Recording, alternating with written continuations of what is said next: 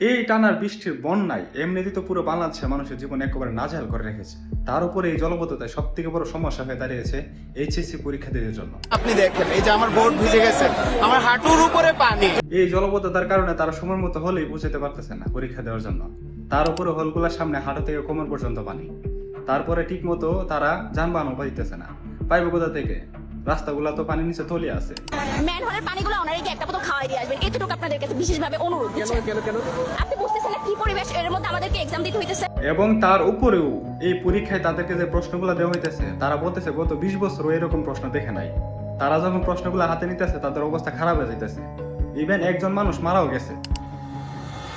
ভাই, আর মনে হয় না শিক্ষামন্ত্রী মিলন সাহেবের এই সংসার আর বেশি দিন টিকবো।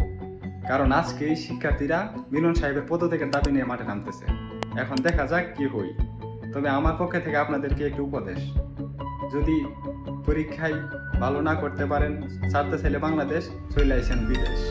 সবাইকে ধন্যবাদ। আসসালামু আলাইকুম।